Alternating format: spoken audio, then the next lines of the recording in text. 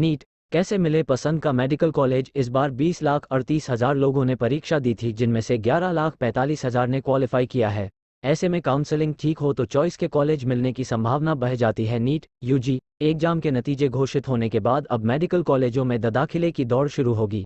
इस बार 720 अंक लेकर 2 जॉइंट टॉपर बने हैं। कट ऑफ भी पिछले साल के मुकाबले ऊपर है। इस बार 20,38,000 से अधिक स्टूडेंट्स ने परीक्षा दी थी, जिनमें से 11,45,000 ने क्वालिफाई किया है।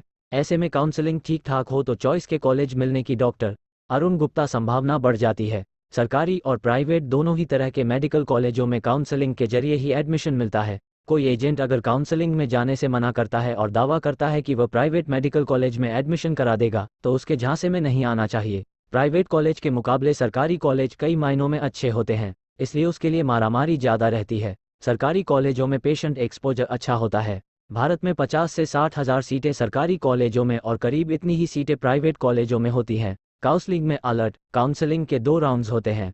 सबसे पहले ऑल इंडिया काउंसलिंग में अप्लाई करना होता है। रिजल्ट आने के बाद कुछ टाइम मिलता है कॉलेजों में जाकर एडमिशन लेने का। कुछ कैंडिडेट्स ने एडमिशन नहीं लिया और सीटें खाली रह गई तो सेकंड लिस्ट निकालते हैं। ऑल इंडिया का फर्स्ट राउंड होता है, फिर स्टेट का फर्स्ट राउंड होता है, उसी सीक्वेंस में सेकंड राउंड भी होता है। अगर आपको लगता है कि फर्स्ट राउंड में अच्छा कॉलेज नहीं मिला, सेकंड में उससे बेहतर मिल सकता है, तो आप वहां लिखकर आ सकते हैं कि अपग्रेडेशन के लिए सेकंड राउंड में दोबारा अप्लाई करूंगा। मान लीजिए किसी स्टेट के कॉलेजों में 100 सीटें हैं तो 85 सीटें उस राज्य के लिए रिजर्व रहती हैं और 15 सीटें ऑल इंडिया कोटे की होती हैं। दोनों की काउंसलिंग अलग होती है। एम्ड, बीएचयू, अमू, एएफएमसी, जामिया और दिल्ली के कॉलेजों की counselling MCC medical council committee ही कराती है। जुनून होना जरूरी प्राइवेट और सरकारी कॉलेजों बहुत कम होता है। यहाँ 2-3 बातें इंपॉर्टेंट हैं। पहला, किसी भी फॉरेन कॉलेज की पढ़ाई इंडिया से बेहतर नहीं हो सकती, क्योंकि उनका स्टैंडर्ड कम है। दूसरा, बाहर 20 लाख रुपए कम लग रहे हो तो भी इंडिया से पढ़ाई करिए, लॉन्ग टर्म में बड़ा फर्क पड़ता है। तीसरा, बाहर के देशों से जब आप मेडिकल करके आते हैं, प्रैक्टिकली आपको शुरू से शुरू करना पड़ता है। अगर बाहर के क्लस्टर की बात करें तो रूस और ईस्टर्न यूरोपियन देश जैसे कजाकिस्तान, यूक्रेन वगैरह अच्छे हैं, पर अनिश्चितता बहुत है। कई तरह के फ्रॉड्स भी होते हैं। इंटर्नशिप की मुश्किलें, दिल्ली में इस समय इंटर्नशिप के लिए 2100 एप्लीकेशंस आए हुए हैं और सीटें 500 भी नहीं हैं।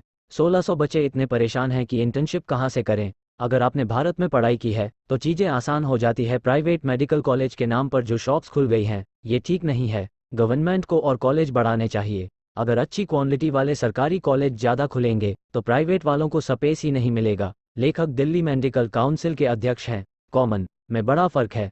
प्राइवेट में 14 लाख रुपए से लेकर 25-26 लाख रुपए सालाना केवल फीस है। मानकर चलिए प्राइवेट में जा रहे हैं तो 50 से 80 लाख बल्कि करोड़ तक भी खर्च हो सकते हैं। फिर एमबीबीएस के बाद पीजी भी करनी है। पीजी में फिर कंपटीशन इन्हीं बच्चों से होना है। इसलिए अगर आप में जुनून है तभी मेडिकल प्रोफेशन में जाएं। विदेशों की उलझने, बहुत से छात्रों को जब यहाँ दाखिला नहीं मिल पाता है तो वे मेडिकल की पढ़ाई करने विदेश चले जाते हैं। वहाँ से पढ़कर भारत में आते हैं तो यहाँ एक स्क्रीनिंग टेस्ट होता है। उसको पास किए बिना इंडिया में लाइसेंस नहीं मिलता है। उसका पासिंग परसेंटेज